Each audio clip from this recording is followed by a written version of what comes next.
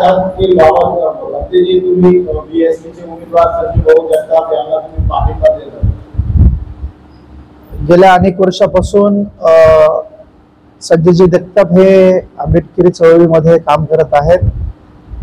औरंगाबाद शहरामध्ये सर्व धर्मातल्या लोकांसाठी ते काम करत आहे। अनेक लोक त्यांच्याकडे आपल्या समस्या घेऊन येतात, परंतु नेतृत्व करत असताना एक निस्वार्थपणे नेतृत्व त्यांचं राहिलेलं आहे। ज्या ज्या समाजातील लोक इथे येतात त्यांना नक्कीच ते न्याय देतात, त्यांची समस्या सोडण्याचा प्रयत्न करतात। मागच्याही देखील वेळेस बीएसपीने त्यांना उमेदवारी दिली होती। गेल्या अनेक वर्षापासून ते सातत्याने नेतृत्व करत असताना या वेळेस सुद्धा पक्षाने त्यांच्यावरती खूप मोठा विश्वास दाखवला आणि लोकसभेची जी काही उमेदवारी आहे त्यांना यावेळेस पक्षाने बीएसपीने त्यांना दिलेली आहे। मी एवढंच सांगेल की प्रत्येक वेळेस आंबेडकरी समाजाने इतर उमेदवारांना मतदान केलेलं आहे आणि निवडून सुद्धा दिलेलं आहे, परंतु मी यावेळेस प्रत्येक औरंगाबादकरांना असं आवाहन करतो की बौद्ध व्यक्तीला सुद्धा संसदेत जाण्याचा आपण चान्स दिला पाहिजे, त्यांना भरघोस मताने त्यांना निवडून दिले पाहिजे। प्रत्येक व्यक्तीला नेतृत्व करण्याचा चान्स मिळाला पाहिजे। संजयजी जगताप हे अनेक वर्षापासून गेल्या 30 वर्षापासून ते पॅन्थरची मूव्हमेंट असेल, दलित पॅन्थर असेल, तर चांगल्या पद्धतीने इथे काम करत आहेत औरंगाबाद शहरामध्ये।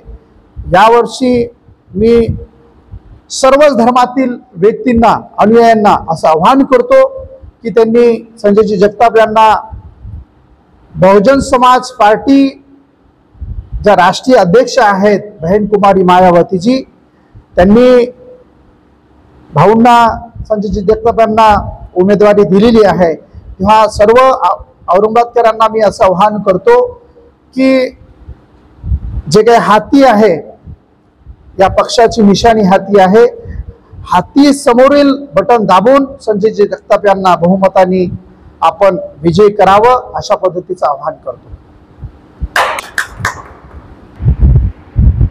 काय सांगतील बीएसपी बद्दल?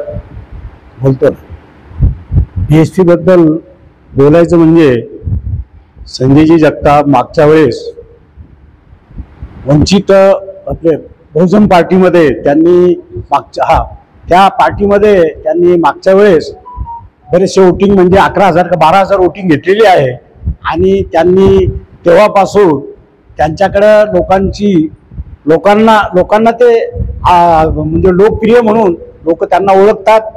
या ठिकाणी अनेक लोक त्यांच्याकडे येतात, ते त्यांना न्याय देतात, त्यांच्या दुःखासुखात काम करतात। कोणत्या जाती धर्माचा माणूस असला तरी ते या ठिकाणी त्या माणसाला न्याय देतात आणि प्रॅक्टिकली तिथं जाऊन त्या माणसाचं काम करून येतात। म्हणून या ठिकाणी त्यांनी यावेळेस देखील निर्णय घेतलेला आहे की आपण बहुजन पार्टीमध्ये जे आपल्याला खासदारकीसाठी जे तिकीट मायावतीने दिलेलं आहे त्या तिकिटावर आपण निवडून येणार आणि लोकही त्यांना भरगच्च असं मतदान करणार। म्हणून त्यांनी हा निर्णय ठरवला आणि घेतला की आपल्या समाजामध्ये या ठिकाणी कोणी माणूस औरंगाबाद जिल्ह्यामध्ये त्याला तिकीट नाही आणि हे चिन्ह जे आहे हे बाबासाहेबांचं चिन्ह आहे हत्ती, आणि हत्तीवर सर्व लोकांनी आता आपल्याला निर्णय घेण्याची वेळ आलेली आहे। कारण आपल्या समाजामध्ये आपल्याला कोणी न्याय देऊ शकणार नाही।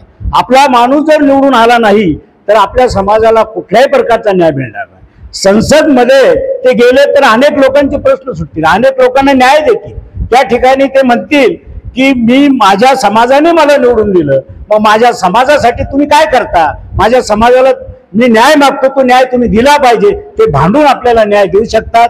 म्हणून सर्व जे काही मतदार बंधू आणि भगिनी असतील यांना आम्ही या ठिकाणी औरंगाबाद जिल्ह्यामध्ये विनंती करतो की संजय जगताप यांना प्रचंड बहुमताने आपण सर्वांनी निर्णय घेऊन त्यांना हत्तीचं बटन दाबून त्यांना निवडून आणू अशी सर्वांनी या ठिकाणी आपण निर्णय घेऊ. त्यांना हजारोच्या मताने, लाखोच्या मताने, करोडोच्या मताने आपण या ठिकाणी निवडून आणू अशी मी या ठिकाणी तुम्हाला ग्वाही देतो आणि इथेच थांबतो.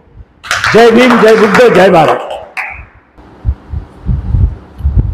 औरंगाबाद लोकसभेचा अर्ज मी भरलेला आहे आणि बहन मायावती यांनी जो माझ्यावर विश्वास करून मला जी उमेदवारी दिली त्याबद्दल मी बहुजन समाज पार्टीच्या सर्व पदाधिकाऱ्याचं यांचे आभार मानतो. आणि मला औरंगाबादमधून प्रत्येक समाजाचा, प्रत्येक व्यक्तीचा आणि खास करून मुस्लिम समाजाचे काही कार्यकर्त्यांनी सांगितलं की आम्ही भैया कुछ भी हो जाए बहुजन समाज पार्टी के हाथी को मतदान करेंगे.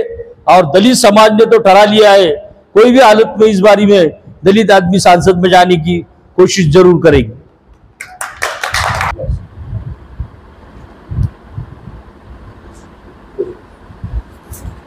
मॅडम, आपण लोकसभेच्या तयारीला लागलेले, निशाणी पण भेटलेली आहे. हो. आता महिलांचे कोणते प्रश्न आहे आणि औरंगाबादचे कोणते प्रश्न घेऊन आपण लोकसभेत उपस्थित राहणार त्याबद्दल आमचं दर्शकांना.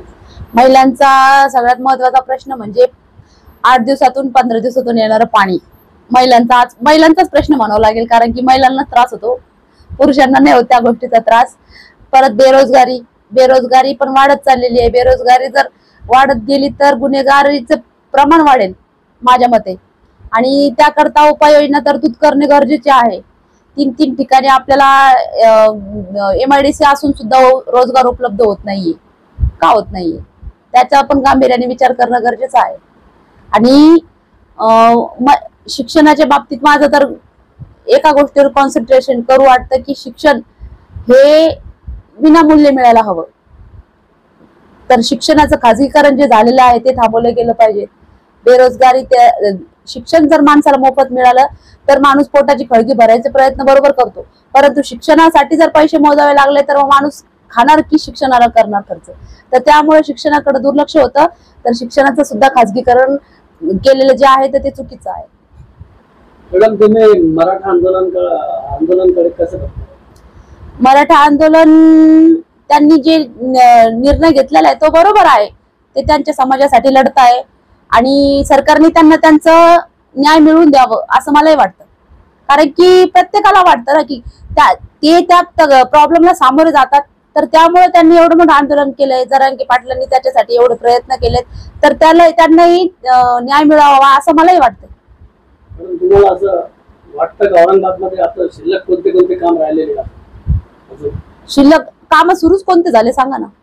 काम फक्त चोळी बांगडीचे काम होतात. एखादं काम सुरू होतं ते अर्धवटपणे केलं जातं, परत ते नंतर त्याच्याकडे डोकूनही बघत नाही. खासदारांनी सांगितलं की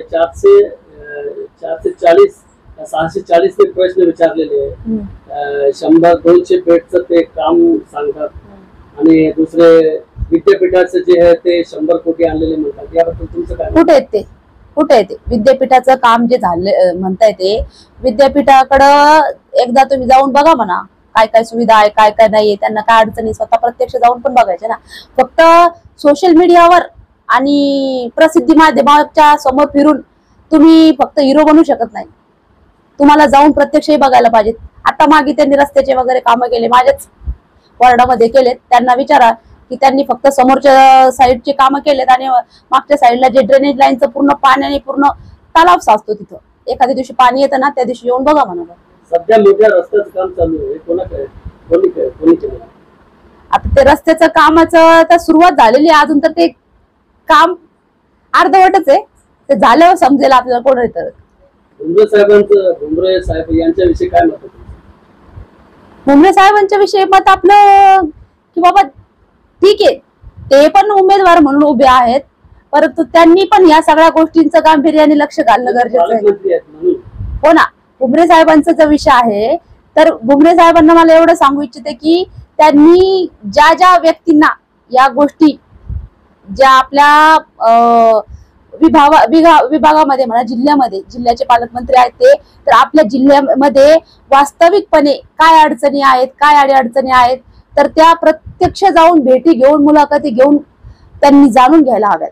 कारण की ऐकण्यामध्ये आणि बघण्यामध्ये खूप मोठा फरक असतो.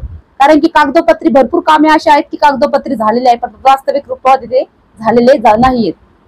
चंद्रकांत खैरे यांनी सांगितलं की मी कमीत कमी म्हणजे 1000 कोटीची मी औरंगाबादमध्ये काम केलेलं आहे. त्याबद्दल तुमचं काय? आता 3 वेळेस ते खासदार झाले, 4 वेळेस 3 ते 4 वेळेस खासदार झाले ते. तर त्यांनी आतापर्यंत जर त्यांनी 1000 कोटीची कामं त्यांनी केली असं त्यांचं मत आहे. तर याआधी पण लोकांनी, सगळ्या लोकांचं मत हे आहे, माझं तर आहेच, लोकांचं असं मत आहे की ते फक्त कागदोपत्री झालेले. त्यांच्या संपत्तीमध्ये किती भर झाले ते पण बघा म्हणा एकदा. लोकांना आणि समाजाला काय मेसेज देईल तुमच्याबद्दल?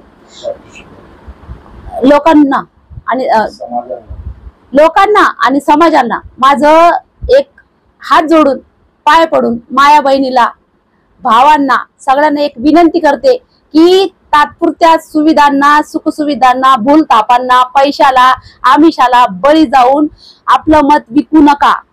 माझ्याकडे पैसे नाहीये तुम्हाला देण्याकरता, मी तुमच्यासाठी लढू शकते, परंतु आपण जर आपलं मत यावेळेला जर विकलं तर आपल्या भारताचं जे भविष्य आहे ते अंधारात जाण्यापासून कोणी वाचवू शकत नाही.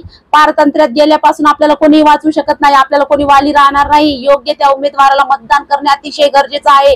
ही जी निवडणूक आहे ती कुठल्याही पक्षाची नाहीये, कुठल्या नेत्याची नाहीये, कुठल्या जातीची नाहीये, कुठल्या समाजाची नाहीये किंवा कुठल्याही माणसाची व्यक्तिगत निवडणूक नाहीये. आपला भारत माझा म्हणजे भारत महान आहे, तर तो महान जर ठेवायचा असेल तर योग्य त्या उमेदवाराला तुम्हाला निवडून द्यावं लागेल. अन्यथा तुम्हाला कोणी वाली उरणार नाही. तुम्ही जर मत विकत दिलं तर तुम्हाला समोरच्याला प्रश्न विचारायला नाक सुद्धा राहणार नाही की तू आमचे काम का केले नाहीस. तुमचं नाव आणि शेवटी तुमचं चिन्ह काय? माझं नाव पंचशिला बाबूलाल जाधव बनकर. मी रिपब्लिकन बहुजन सेनेची उमेदवार आणि माझी निशाणी शिलाई मशीन. धन्यवाद.